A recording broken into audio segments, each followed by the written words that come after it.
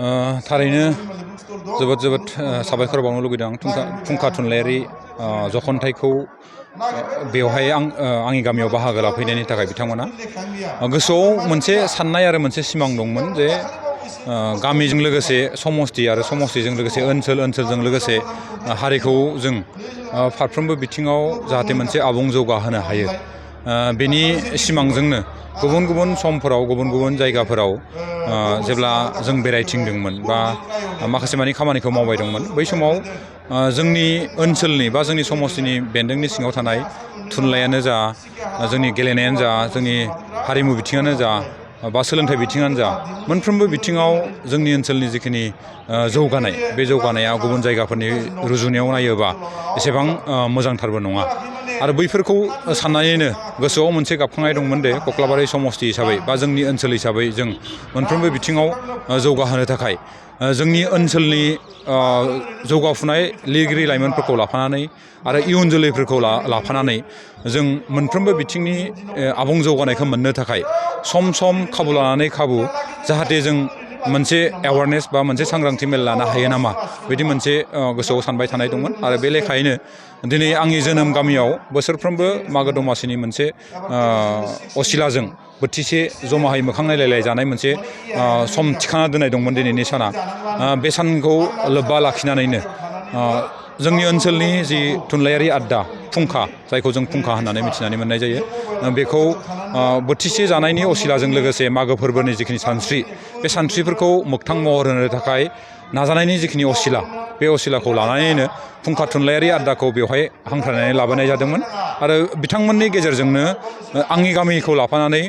जोंनि समष्टि बा जोंनि ओनसोलखौ थुनलाइनि फारसे एसे जौगाहोनाय बा थुनलाइनि फारसे एसे सांग्रांथि जों खालामनानै होनो हायो नामा लाइमोनफोरखौ बेखौ फिसा मोनसे नोजोर लानानैनो दिनैनि हाबाफारिखौ लानाय जादों आरो बे हाबाफारिनि गेजेरजों फुंखा थुनलाइयारि आड्डानिनो मानगोनां आफादगिरि प्रबिन बसुमतारिनि जि बर'नि गोरोबथा मोनसे रायथाइ बिजाब बेखौबो जोंनि गाहाय आलासि साहित्य एकाडेमि मोनगिरि मानगोनां गबिन्द नार्जारि बिथाङा बेखेवनानै होनाय जादों आरो आसा खालामो बिदि गामि गामि हाबनानै बा ओनसोल हाबनानै फुंखा थुनलाइयारि आड्डाया बा जखनथाइया लाइमोनफोरखौ लाफानानै मोनसे सांग्रांथि आरो माबायदि आवरायनांगौ बेखौ फोसाबलांबाय थायोबा निस्सय जोंनि कक्लाबारि समष्टिनि सिङाव थानाय गासै आसामनि गेजेराव बर'फोरनि गेजेराव जिखिनि बिथांमोना सारग्लानानै थानाय लाइमोनफोरखौ लाफानानै जि थुनलाइनि सायाव जिखिनि सांग्रांथि खालामनो लानाय बेयो निस्सय एसेबाबो मोगथां महर जागोन होननानै आं सानो आरो आं गोजोननायबो मोनदों आंनि गामियाव मोनसे सानबाय थानाय बे हाबाफारिखौ मावफुंनो मोननायनि थाखाय नाथाय जों आथिखालाव नुनो गोबां सुबुंफोरानो फरायनाय हुदाखौ गारबाय बांसिनानो जोङो मबाइलफोराव नुनो मोननाय जायो आरो बेनि अनगायैबो आथिखालाव बिजाब बायनायखौ खोब खम नुनो मोनो मा फोरमायदों थारैनो मोनसे गिख्रंथाव बेयो अबस्थाया जोंनि लाइमोनफोरा थुनलाइयारि आड्डाफोरखौ जेबो जों गुरुत्त' होनायखौ नुनो मोना नोंथाङा बुंनाय बायदिनो बिजाब बायनानै लेखा फरायनायखौ जों नुनो मोना आरोबाव बयनिख्रुइबो गिख्रंथावसिन बाथ्राया जाहैबाय नोंथाङा बुंनाय बायदिनो लेखा फरायनायखौ गारबाय नाथाय मबाइल नायनायखौ बारायबाय होननाय बायदिनो बेनि थाखाय जों नैबे फुंखा थुनलाइयारियाबो मोनसे बिजों जाय बिजोंनि गेजेरजों जों बैफोरबायदि सुबुंफोरनि गेजेराव जों हाबहैनानै मोनसे जों सांग्रांथि खालामनो हायो थुनलाइनि सायावल' नङा सोलोंथाइनि बिथिङाव जों मानो लेखाखौ फरायला जों मानो मबाइलनि सायावल' गुरुत्त' होदो बा गाज्रि जिखिनि थासारिफोर जोंनि समाजाव ट्रेन राइडनिफ्राय बाइकनिफ्राय मबाइलनि जिखिनि थासारिफोर बैफोरबायदि थासारिफोरखौबो आं सानो फुंखा थुनलाइयारिनि आयदानि गेजेरजोंबो बा जखनथाइनि गेजेरजोंबो एसेबाबो सांग्रांथि लाबोनो हागोन होननानै आं सानो बेनि अनगायैबो जोंनि समाजजों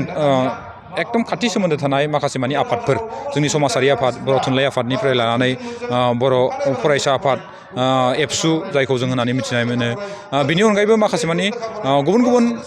बिबानाव थानाय बा आफादफोरजों सोमोन्दो थानाय दैदेनगिरिफ्राबो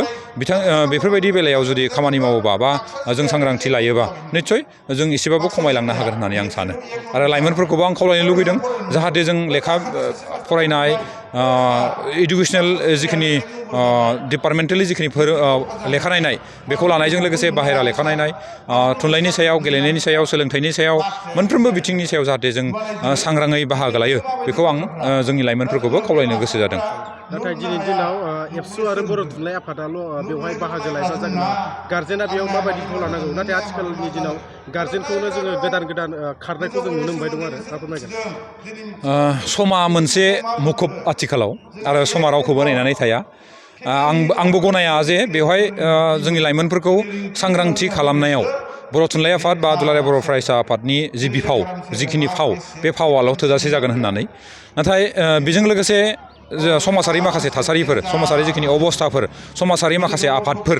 आरो नोंथाङा बुंनाय बायदिनो जिखिनि गारजेनफोर बिमा बिफाफोराबो बेयाव मैखोमै फाव लायोबाथाय बा बिफावखौ खालामोबाथाय निस्सय जों 100 जौखोन्दो नङाबाबो 80 जौखोन्दो 90 जौखोन्दोखौ जों एसेबाबो मोजांसिन खालामनानै लानो हागोन होननानै जों सानना लानो हायो आरो। गिबियावनो बड'लेण्ड बुब्लिनि आरो बड'सा खौरां बिजोंनिसिम साबायखर बावहरबाय। दिनैनि जे जोंनि 81थि फुंखा थुनलाइयारि जखनथाइखौ जोङो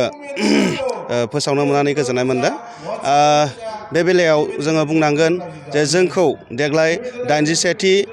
जि जखनथाइ बे जखनथाइखौ जोंनि कक्लाबारि 22 नं समस्तिनि MCLA बिथां मन्टु बर' सारा जोबोद गाजा गोमजायै खुंनो बेबायदि हाबाफारि लानानै जोंखौ हांख्रायदोंमोन आरो बे लेखायैनो जोङो सिमला गामिनि जे दावगाफु आफाद आरो गामि आफादजों लोगो नांनानै गासै रायजो राजाफोरा जोंखौ बेवहाय दिनैनि जे जखनथाइ बे जखनथाइखौ बानजायदों आरो बे बानजायनायखौ मोननानै जोङो जोंनि 22 नं कक्लाबारि समस्तिनि मानगोनां MCLA बिथां मन्टु बर' सारनो जोङो रोजा रोजा साबायखर बावगोन आरो बेजों लोगोसेनो सिमला गामिनि गासै रायजो राजा आरो दावगाफु आफाद लोगोसे गामि आफादनि बिबानगिरि बिथांमोननोबो जोङो साबायखर बावगोन। जोङो फुंखा थुनलाइयारि गौथुमा 2018 मायथाइनि 16 जुनाव जोनोम जानानै दिनैसिम मोनफ्रोमबो दानावनो नैथि रबिबार बा जोङो बानजायगिरिनि सुबिदा बायदियै बेबायदि आयदाखौ बा जखनथाइखौ जोङो लाबोबाय थादों। जोङो गामि सिङावबो बेबायदि हाबहैयो। दा जोङो जेरैहाय दिनै सिमला गामियाव जों खुंदों बबेबा फरायसालिफोरावबो जोङो बानजायगिरि मोनोब्ला जों थाङो आरो जुदि बानजायगिरि मोनाब्लाबो जों गावनो जि हायो माने जोंनि जेसेबां लाइमोनफोर दङ आरो आथिखालाव लाइमोनफोरल' नङा जोंनि फुंखा थुनलाइयारि जखनथाइयाव बैसोगोरा मानसि एबा लिरगिरि बिथांमोनाबो जोंजों फैदों। थुनलाइनि बिथिङाव जों मोनसे जांख्रिखांनाय लाबोनो सानदों आरो बे थांखि आरो नोजोरखौ लानानैनो दिनैहाय जोङो थाद'नाय गैयालासे फुंखा थुनलाइयारि जखनथाइया माने बेबायदि जखनथाइखौ जोङो लागासिनो दङ आरो दिनै बांसिनै मेहेर गोनांसिन जादों आं बेखौ गोसोजों मोनदांदों आरो बेनि थाखाय बानजायगिरि बिथांमोननो आं खनसेबाव साबायखर बावो। नोंथांमोना गुबुन गुबुन जायगायाव थांनानै थुनलाइ बिथिङाव माबायदि सांग्रांथि होबोनो नाजायो? जों मिथिगौ थुनलाइयारि जे बिथिं बे थुनलाइनि बिथिङाव आथिखालल' नङा सिगांनिफ्रायनो एसेब्लाबो मानसिया माने एसे लेहेम जायो। माने फरायनाय बिथिङावनो होन बिजाब बायनानै फरायनाय खोब खम नुनो मोनो जोङो। दा लिरगिरि बिथांमोना जाखिनि बिजाब दिहुनो बेखौ जोङो फानजोबनो हानायखौ जों मोननो हायाखै बा नुनो मोना आरो। दा बेनिखायनो जोङो गामि सिंफ्राव हाबनानै बिजाबखौ जों मानो फरायनांगौ जोंनि जखनथायाव फैयोब्ला माबायदि मोनसे थुनलाइनि बिथिंखौ मोनथिनो हायो। दा मोनफ्रोमबो थुनलाइनि जे मोनसे खन्थाइयानो होन सुंद' सल' रायथाइ बेबायदि जोङो जखनथायाव फरायथिनाय जायो आरो जों मोनसे इन्सपिरेसन लाइमोनफोरनोआनो जा बा जोङो गामि लेभेलाव जा थुनलाइखौ मोजां मोनग्रा जाय जोंखौ अनसायग्रा बिथांमोननो जोङो मोनसे सांग्रांथियारि थुनलाइनि सांग्रांथियारि जोङो होलांनाय जायो। बेखिनिखौ आङो बुंनो हायो आरो।